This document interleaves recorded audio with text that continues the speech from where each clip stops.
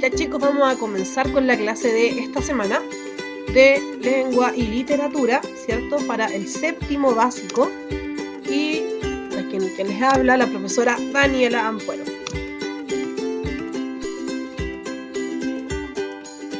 ¿Sabías que las palabras que usamos a diario pueden tener más de un significado?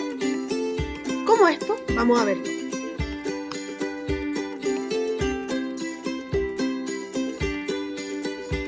El lenguaje, tanto oral como escrito, nos permite comunicarnos.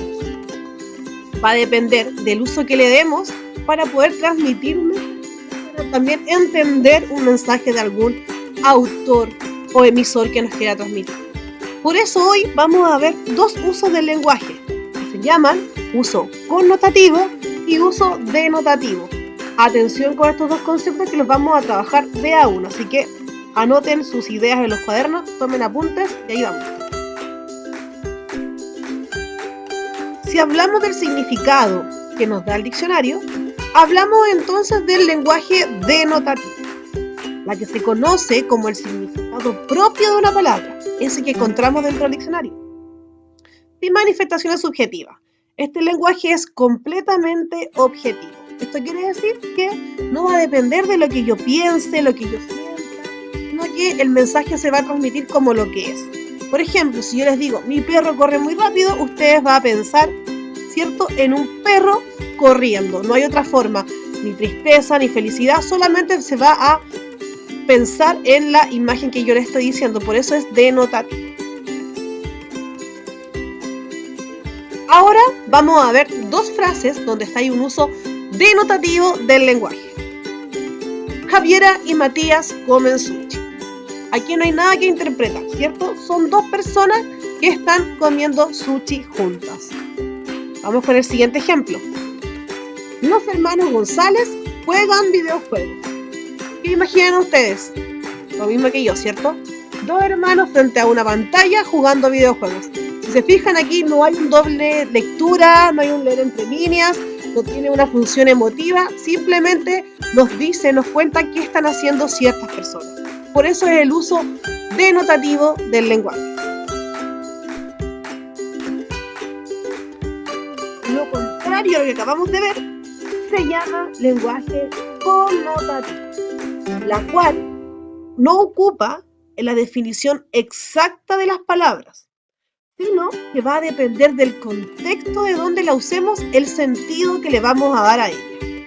Por eso, el lenguaje connotativo busca transmitir emociones muchas veces, disfrazando las palabras. También va a depender del contexto. Generalmente, por ejemplo, en el lenguaje oral, se va a dar en contextos informales del habla, porque es un recurso que tiene el lenguaje. Y también, como les dije anteriormente, lo vamos a encontrar en textos literarios, como poesía, refranes, entre muchos otros. Vamos a ver algunos ejemplos para poder entender mejor este concepto. Me rompiste el corazón con tu indiferencia. Aquí estamos hablando de romper el corazón, si queremos verlo como de manera denotativa. Es imposible romper un corazón, ¿cierto? Pero aquí lo está transmitiendo como que tiene una pena de amor, ¿cierto?, por alguien. Ese es aquí donde usa el lenguaje connotativo. Vamos a ver otro ejemplo. Buena, Peto, ¿cómo estás? Esto, bajo un contexto, vamos a entender que puede ser, ¿cierto?, el saludo de dos amigos. Si no tenemos el contexto nos va a costar, ¿cierto?, entenderlo, pero aquí se usa la palabra perro, que sabemos que es un animal doméstico, como refiriéndose a un buen amigo. Aquí también encontramos un uso connotativo del lenguaje. Ahora quiero que pongan atención a un video donde el receptor debe escuchar, ¿cierto?, de dos maneras distintas un mensaje diferente. Un receptor lo va a escuchar de manera connotativa y otro receptor lo va a escuchar de manera denotativa. Pongan atención para que ustedes puedan identificar las diferencias de estos dos usos del lenguaje. El lenguaje denotativo es la coincidencia de un mensaje y su significado preciso. Permite una sola interpretación. Veamos un ejemplo. El sistema solar es un sistema planetario. Consiste en un grupo de objetos astronómicos que giran en una órbita alrededor de una estrella conocida como el Sol. Cuando hablamos del lenguaje connotativo, nos referimos a la ampliación de los significados de un mensaje, además del propio. Esto por una valoración, juicio o intención por parte del emisor. Veamos otro ejemplo. Mi vecino es un gato. Es tan bueno para los negocios que en la empresa le dieron una nave.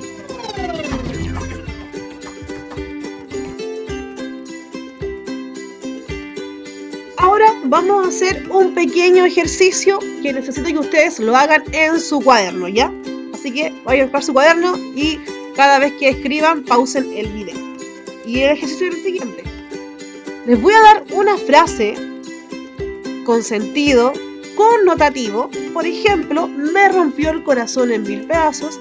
Y usted abajo debe colocar el significado denotativo de esta frase. Por ejemplo, esta frase significa que una persona sufrió una desilusión amorosa.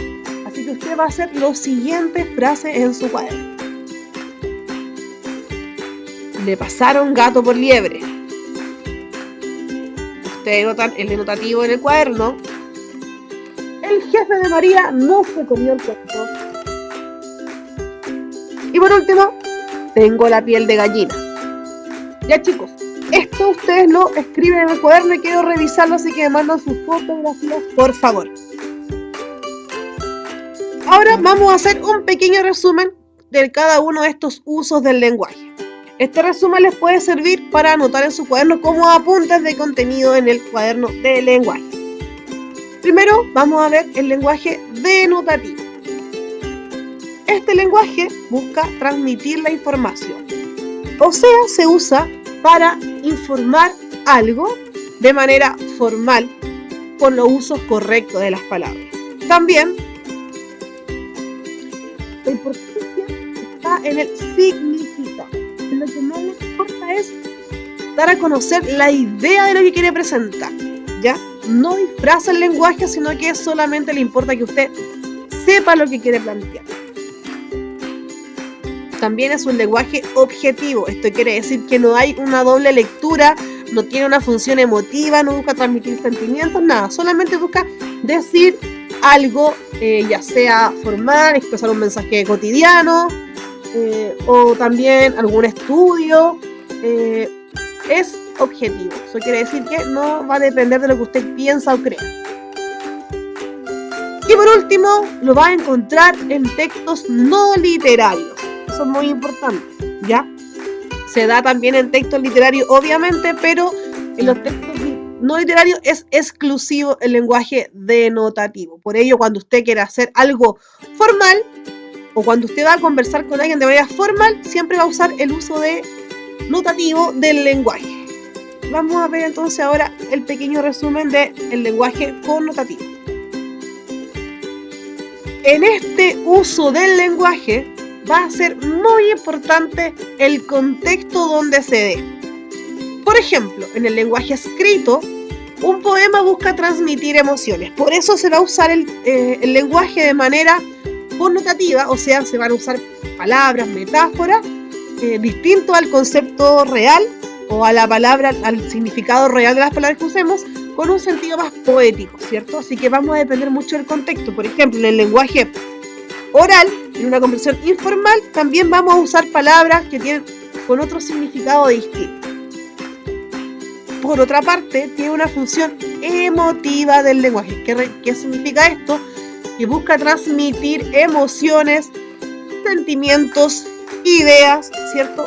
Ahí está la creatividad del emisor y también la característica del receptor que pueda identificar esta función emotiva. También es subjetivo. ¿Qué significa que sea subjetivo? Va a depender de la persona que lo está usando. ¿Qué quiere decir esta persona? Quizá quiere transmitir una opinión, una visión distinta a lo que se lee de manera textual, ¿cierto?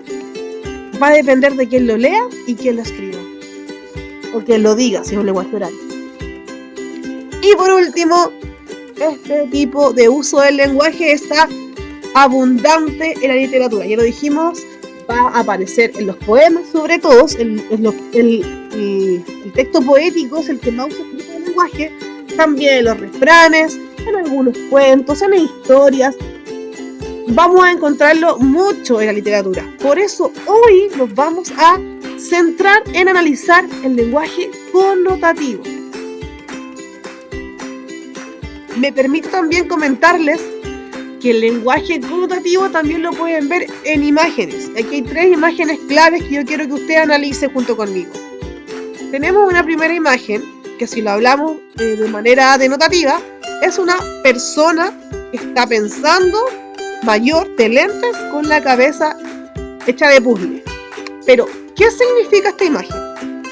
Esta imagen refleja la enfermedad del Alzheimer, donde las personas van perdiendo la memoria.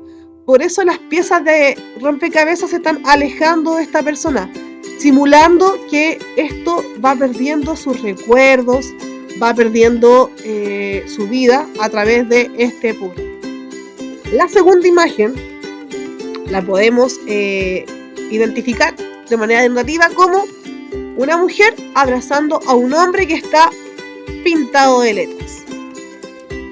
Ahora, démosle el uso connotativo de esta imagen. Esta imagen que nos muestra a una persona que le gusta leer, ¿cierto? Que se siente atraída por la lectura, que se siente acompañada por la lectura. Por eso este hombre como que la abraza, porque es parte del libro. No es un hombre en sí, es el libro que está abrazando a esta lectora que le gusta bastante el tema de leer. Por último, tenemos la imagen de esta pistola con cigarrillos. Eso es, una pistola con cigarrillos. Pero, ¿qué representa? ¿Cuál es el uso connotativo de esta imagen? Tan simple como que el cigarro te mata, ¿cierto? Es un arma peligrosa. Aquí, chicos, pueden ver que hay 3 imágenes también con un uso connotativo. Se puede ver, como les dije anteriormente, en los textos escritos, en el lenguaje oral y también en el lenguaje de imágenes. Ya estamos terminando, así que ahora se van a tener que ir a la guía de trabajo, donde van a encontrar la actividad que deben realizar en su cuaderno, ¿cierto? Y luego enviarme las fotografías correspondientes.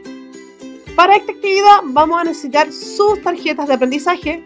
El que no la ha fabricado, aún está a tiempo de hacerlo, porque como les dije la semana pasada, las vamos a usar durante todo el periodo que nos queda de esta asignatura. El trabajo también va a ser analizar una poesía. Intentar buscar el sentido denotativo al lenguaje connotativo que usan generalmente los líricos, ¿ya?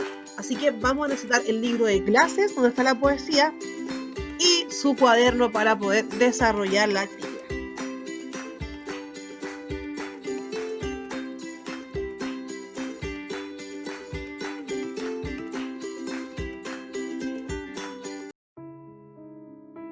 Hoy he leído la historia de un preso que cada día leía en su celda la frase que otro había escrito. Afuera siempre creyeron en vos. Me he mirado las manos, empañadas de culpa y vacío. He notado esta tristeza mía, furiosa, cabalgando sobre mi lomo, hundiéndome en el polvo. He sentido de nuevo la bola de cemento que me cuelga del pecho desde hace un tiempo. Me he dado cuenta de que huir de uno mismo es correr hacia las cosas que nos dañan. He acariciado las costras de mis heridas, estos recuerdos que uno llama aprendizaje y a mí me duelen como el frío. Este frío que uno llama supervivencia y a mí me duele como la vida. Sé que no soy más que esto. Viento que llega y alguien sopla hacia otro lado. Un pájaro sin alas, una habitación sin ventanas, una presa sin celda.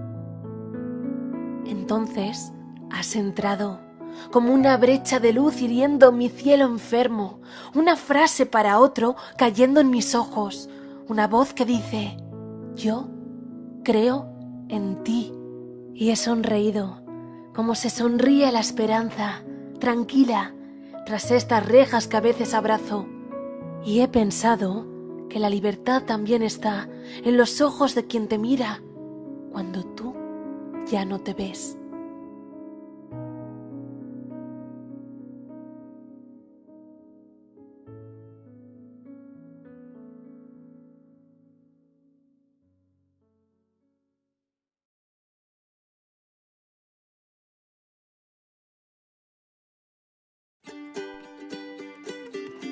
Ahora los invito a descargar la guía de trabajo donde están las indicaciones de lo que deben hacer esta semana en sus cuadernos. Recuerden enviarme las fotos y cualquier pregunta estoy disponible. Quizás me demore en contestar, pero no duden que lo voy a hacer igual. Ya chicos, anímense y nos vemos en una siguiente sesión.